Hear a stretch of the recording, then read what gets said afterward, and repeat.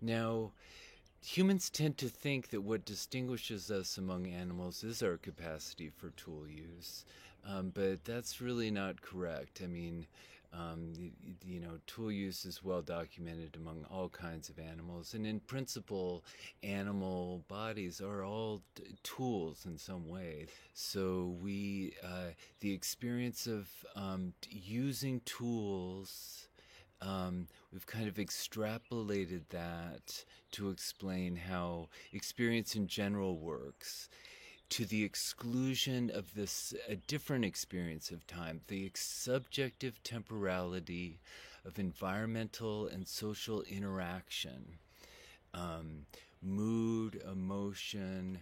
And this is related to the different experience of time that we get from music, literature, dreams. So, what's this distinction? I'm kind of repeating some themes from McGilchrist here. Um, so, the objective clock time based on tool use um, represents a closed mechanism, a fixed formula, a repeatable formula or algorithm. So think of the saying, to a man with a hammer, everything looks like a nail. Um,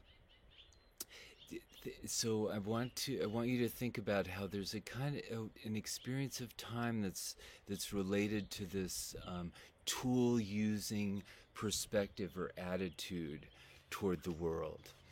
Um, that's the repetition of a kind of formula. I keep repeating this use of a tool, a certain formula, a certain mechanism, because it's successfully, brings me food or success in negotiating my environment. That is one way of experiencing time that's crucial not just to human success as a species, but all sorts of different kinds of animals. Um, but again, the issue that concerns McGilchrist and that uh, I am suggesting is important to understanding the different way in which metaphors work is that we've forgotten there's a different experience of time that literature, music, and metaphors in particular communicate. That's the interactive, subjective time.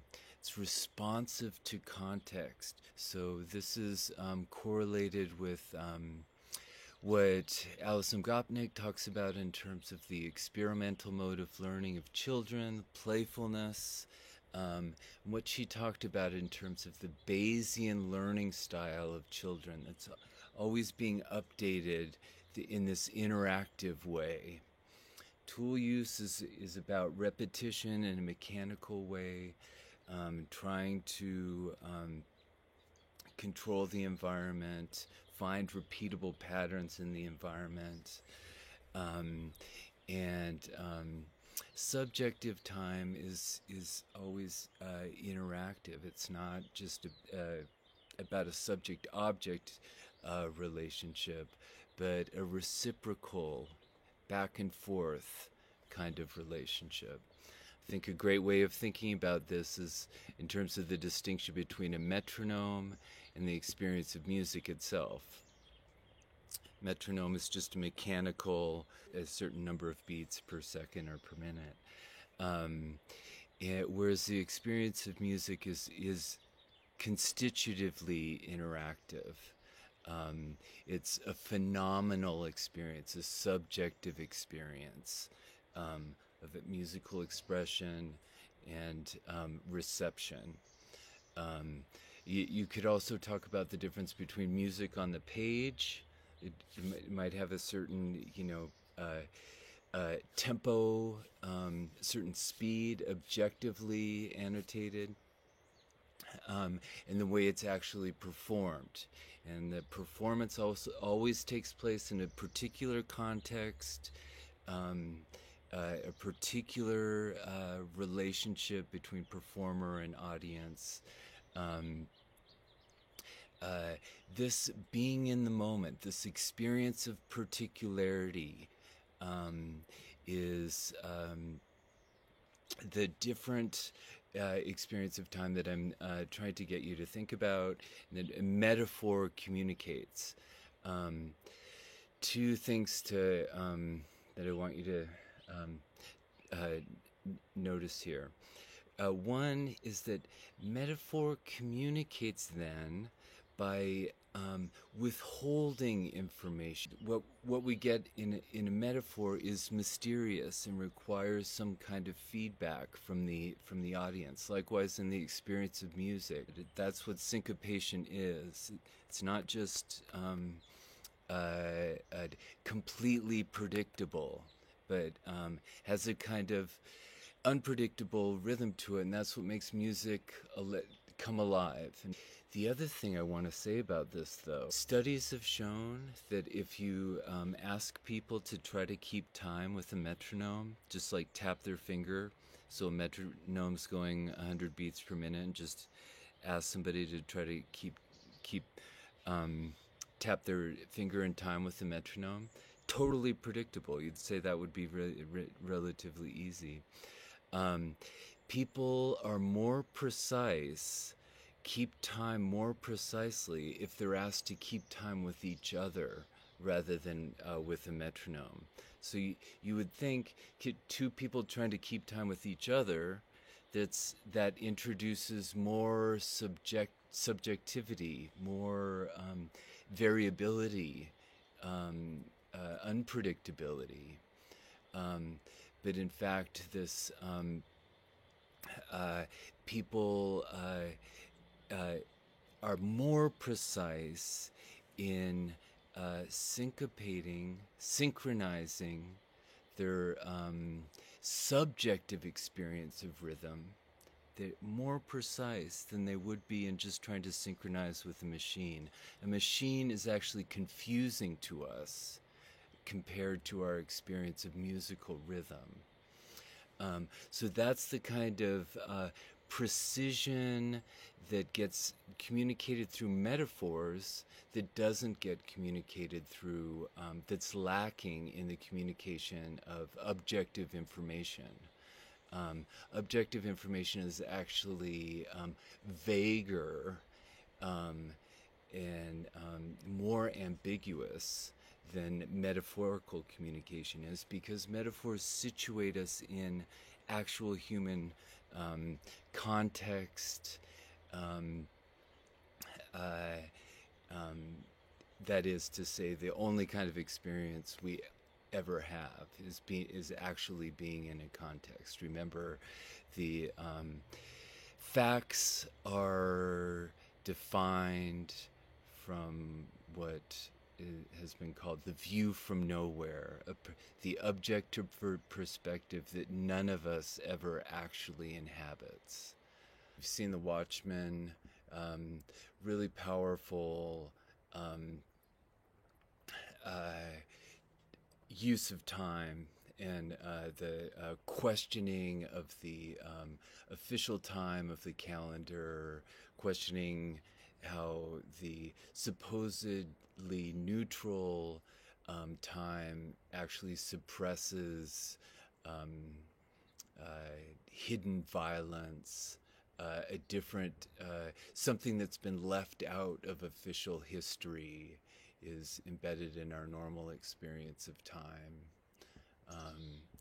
So I find this display at the Pike Place Market in Seattle really powerful use of the clock there. So again, that's what narrative poetry and music do. They tell us about bodies. They use temporal arts, storytelling and music are creative artistic uses of time, of our experience of time. When we hear a piece of music, it's always situated in a particular time, in a particular context.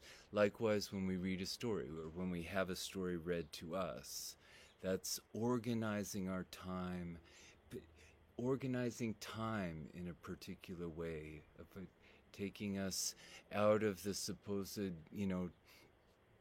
empty clock time, um, and into an expressive time of a particular story. This represents a chiasmus, an interdependence or dialectic of literature and history. Literature is always arranging the accidents of experience in a certain, giving it a kind of artistic coherence.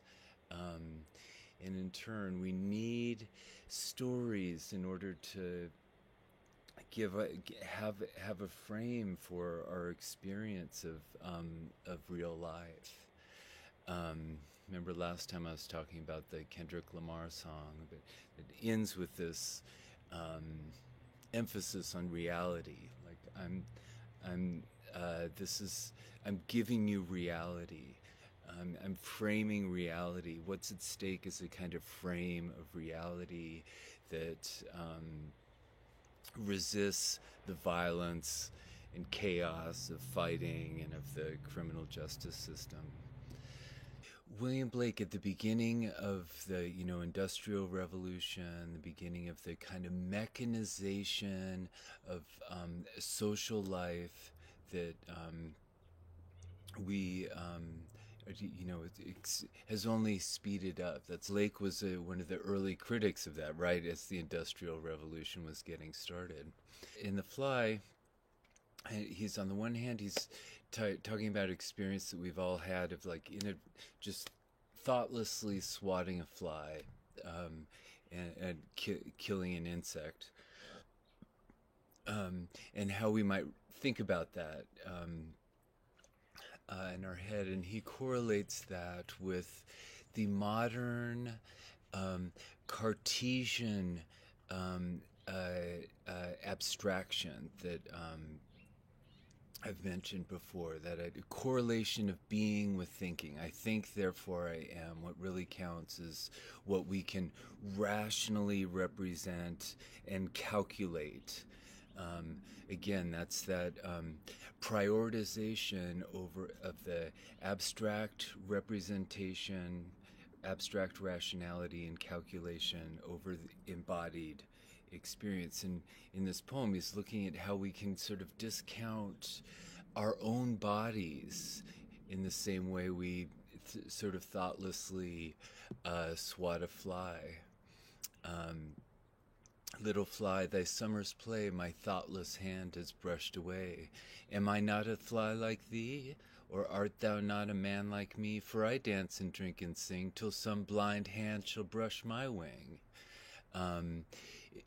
He's saying, I'm gonna get, my body is just as dispensable as yours, little fly, because if I'm reasoning through, following consequentially from the Cartesian thinking, if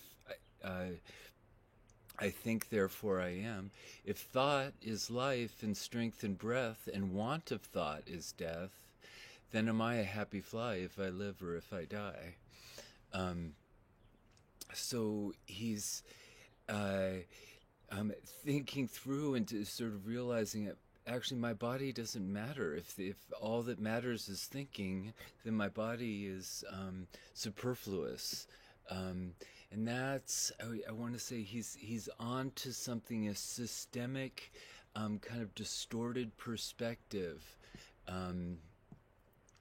of the modern calculation of personal value and how we count bodies. What makes a body matter? That idea of mattering is, there's a really crucial pun in that term. That is to say, double entendre.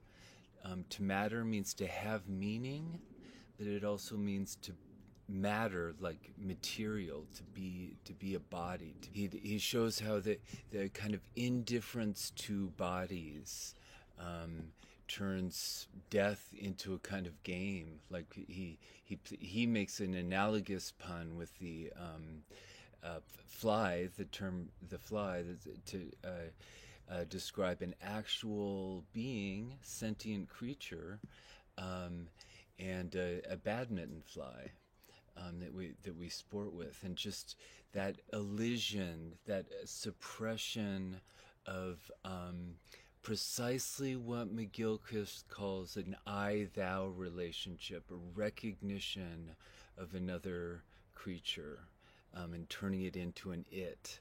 That's exactly also what Coates is talking about in terms of race, turning an I-thou relationship, a social relationship, into an I-it relationship.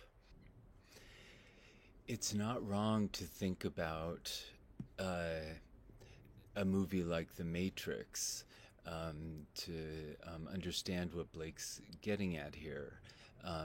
That people are in service to a kind of machine. People, the experience of actual subjects is getting sacrificed to the service of maintaining a kind of mechanical representation of reality. Um, and that, I think that's what Coates is talking about as well. He refers to the violent activities of police as moved by some unseen cosmic clock. Another way in which Coates formulates this, it also reminds me of Blake in its kind of playfulness. Um, he talks about good intentions as a hall pass through history. Um, that's to say, this is very much like Blake too. Um, that having the supposed goodwill, assumption of goodwill, becomes a license for not paying attention to what's actually going on. So, the good example of this is just the Bad Apples, account, the way in which violence against racial minorities, violence against women is systemic, but it is in reality systemic, but is socially represented only in terms of anomalies, individual, idiosyncratic, particular cases. Um, so the assumption that good intentions are the rule, and the violence is the exception to the rule, is a way of a hall pass through history, a way of disregarding the reality of what's going on. Blake, in his poem "The Human Abstract," so that's another way of talking about this mechanical servicing, this matrix-like mechanical reproduction of kind of objective, rational picture of reality. Blake calls that the human abstract. Again, a kind of double entendre. The abstract, the schema, the model of the human, but also the human abstracted, the human turned into an abstraction. That's what he's saying is happening. Has happened to us in the modern world. That's what McGilchrist is suggesting. Has become only more pronounced with time and the development of technology. But Blake makes the same kind of critique of good intentions, criticizing piety, the Christian piety, bourgeois compassion for the poor. He satirizes it in this poem titled "The Human Abstract." Pity would be no more if we did not make somebody poor. Mercy no more could be if all were as happy as we. So again, he's taking these social virtues, pity, mercy, compassion. These are good qualities that on the individual level. These are virtues that are important to have, that we celebrate in modern society. But Blake is saying, well, wait a second.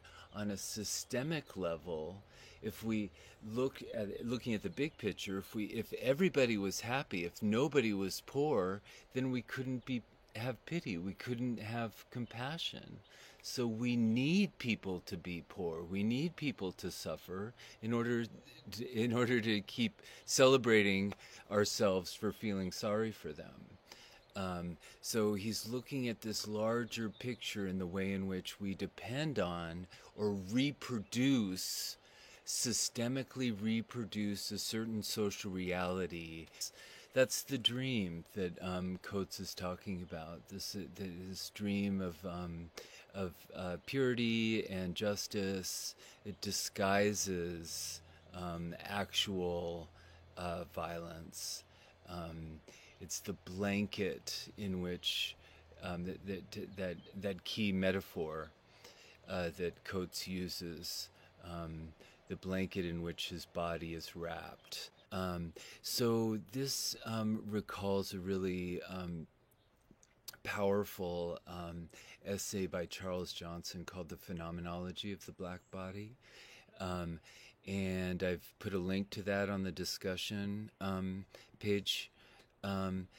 If you care to look at it, it's not required, but it's a very, very powerful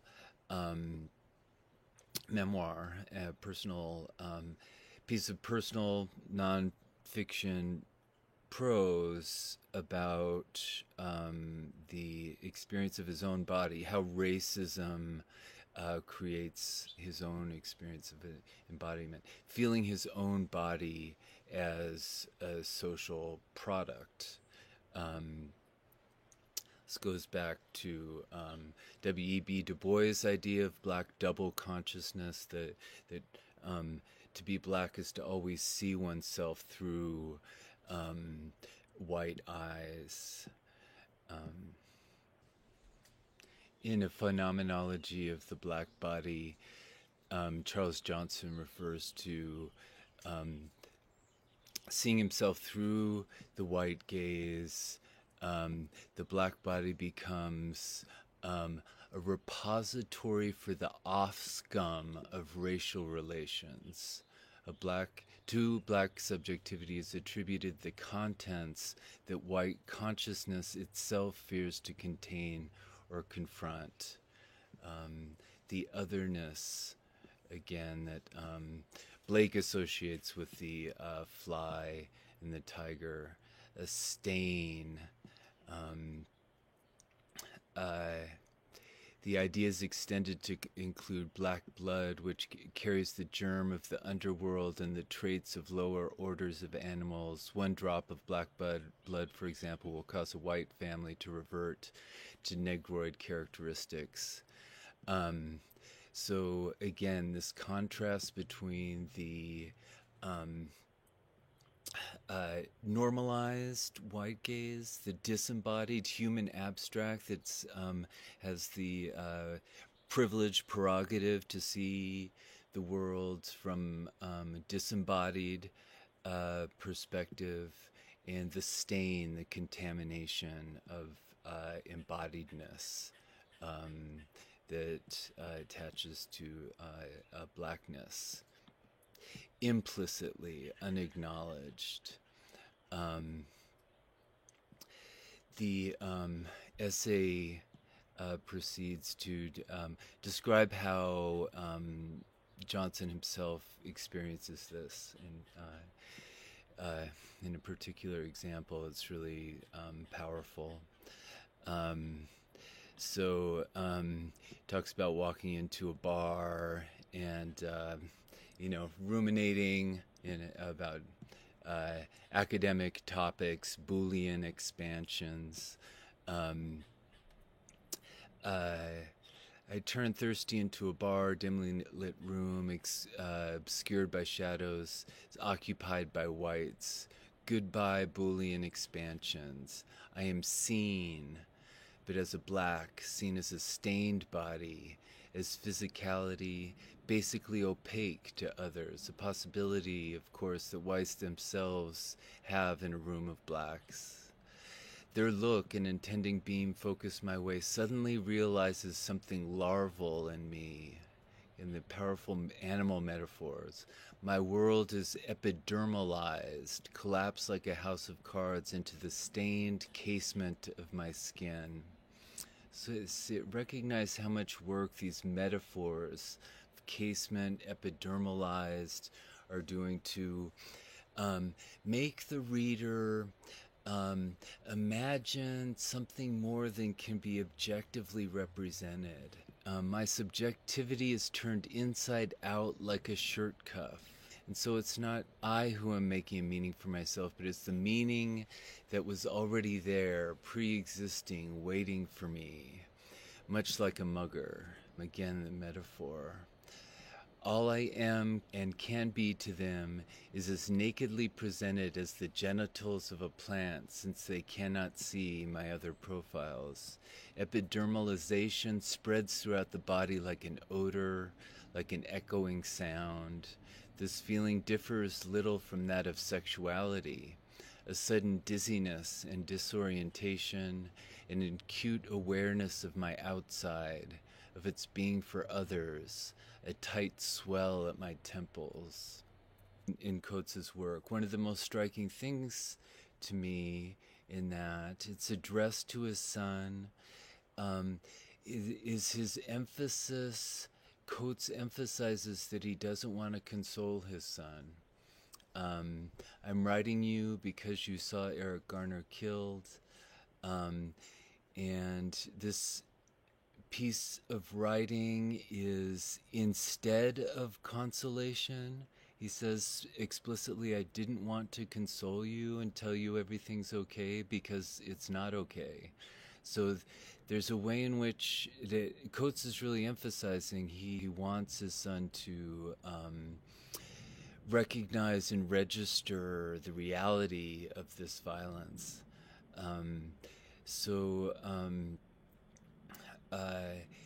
His text, then, his writing is offering a way of framing that violence, of turning it into a kind of communication. He refers to Amiri Baraka and quotes him. He's a very famous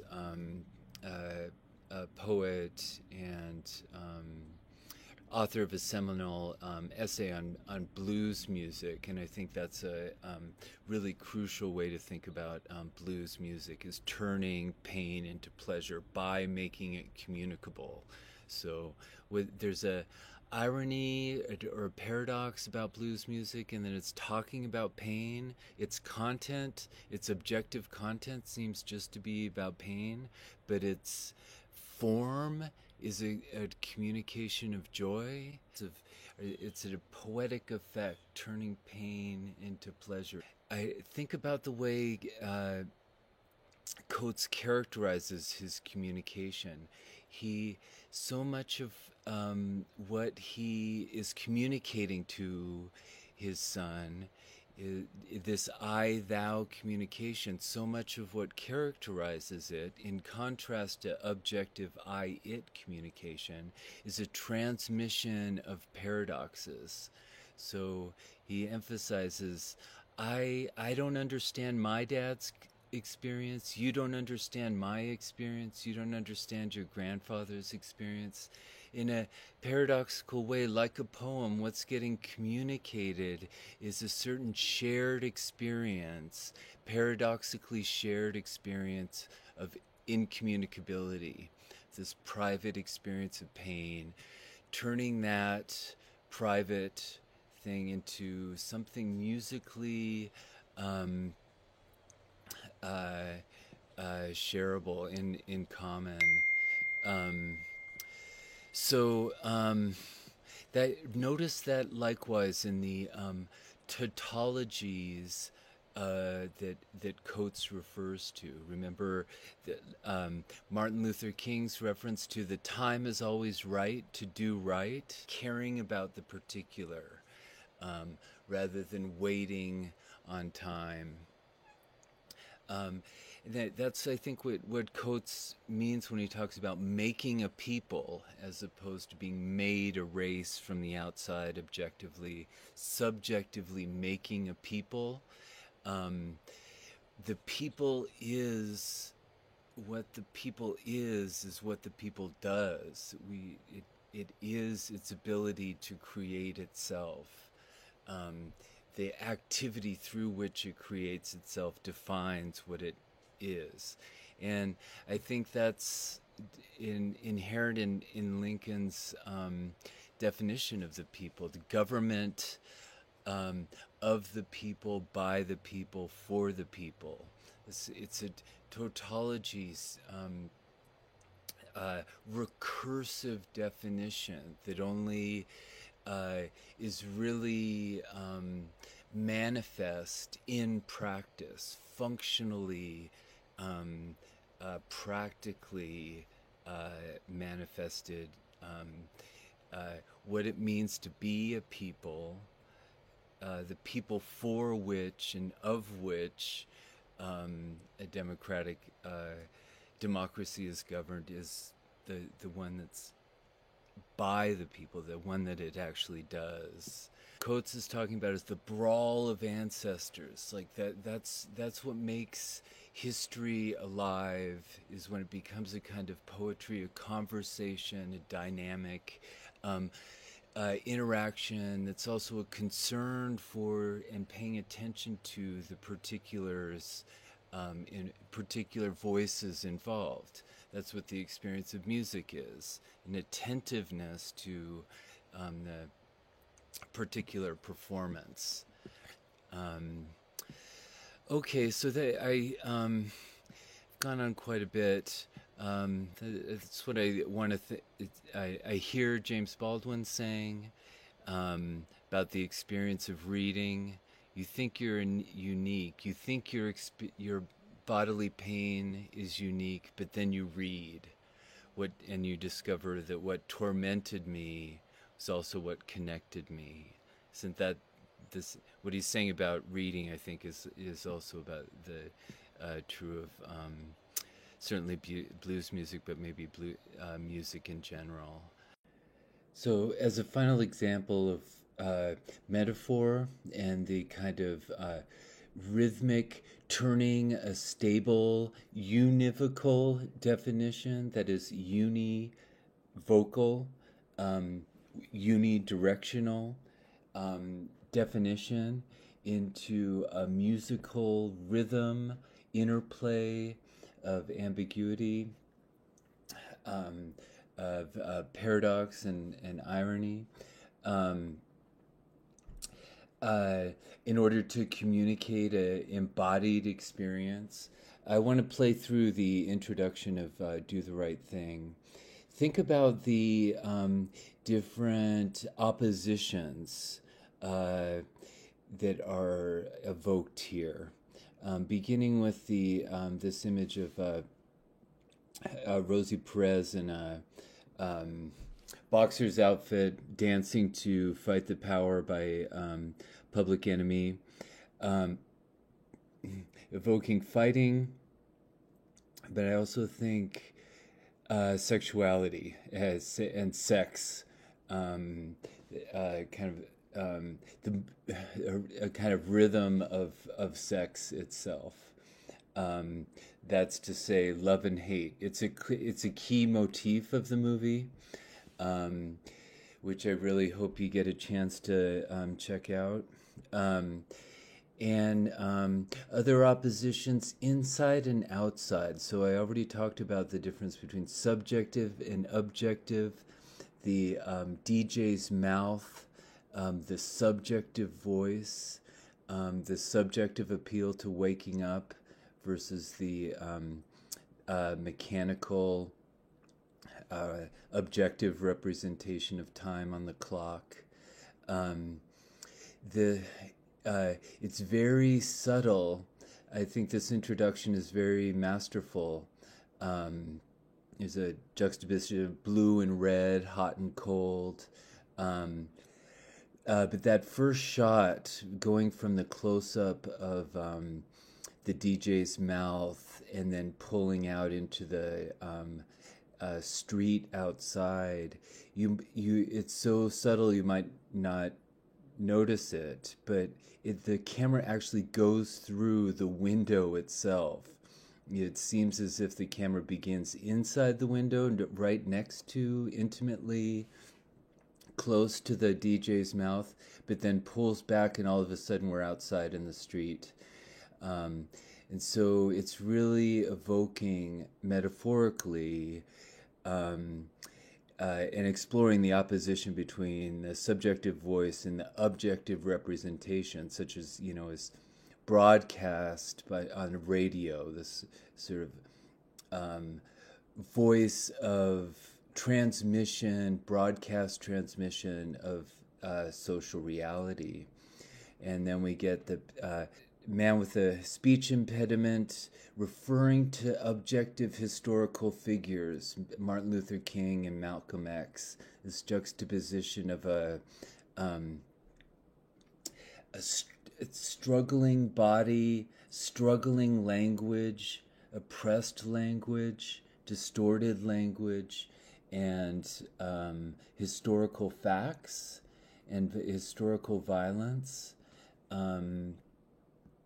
And the other oppositions, the intimate representations of bodies, of hot, sweaty bodies waking up on a hot summer morning, the intimate proximity of a interior home, domestic space, brother and sister, this intimate family space, and again, the impersonal broadcast authority of the radio in the background, and the impersonality of, once again, money, the wage value, wage compensation. All these factors that we've been talking about are really gorgeously, I think, brilliantly interwoven in a kind of musical way.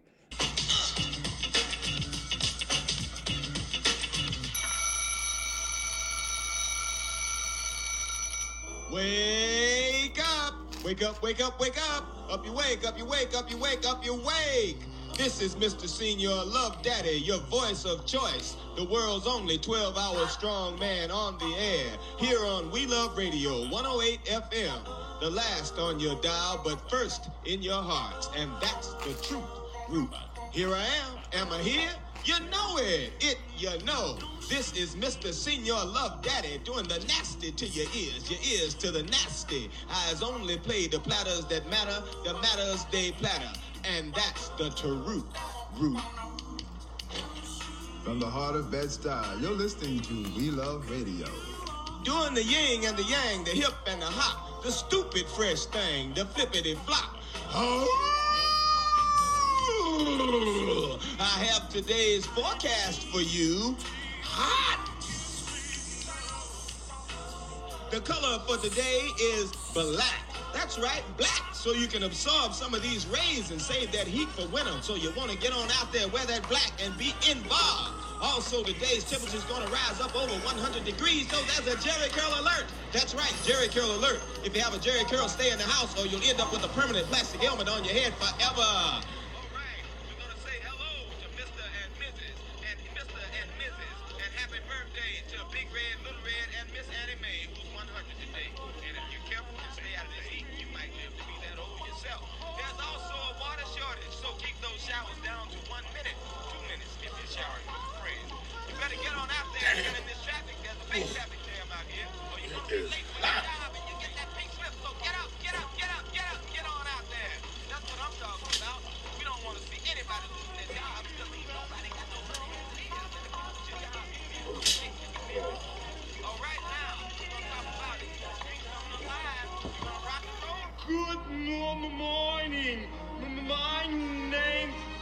Smiley. This is Malcolm X. And this is Martin King. Now they're dead. But we still have to fight against the apartheid. 10, 15, 20, 30, 40, 50, 60, 70, 80, 100, 20, 40, 60, shit. 80, 300, 20, 40, 60, 80. Wait, that's 300, 350, 450 $10 bills.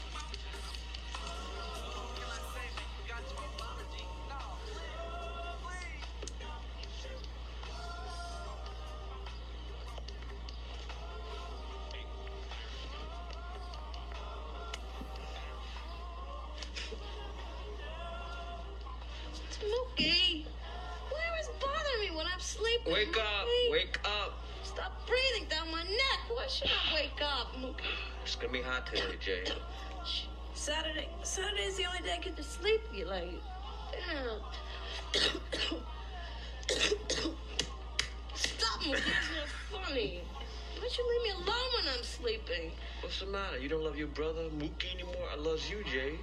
Get a lock on my door and keep your ass out of here, Mookie. I should go to work, man. Don't leave me alone for once. Later. Gotta get paid. Yeah, brush your teeth, man. I brush my teeth. Your breath stinks. It's your upper lip. What's up, son? How you doing there, boy?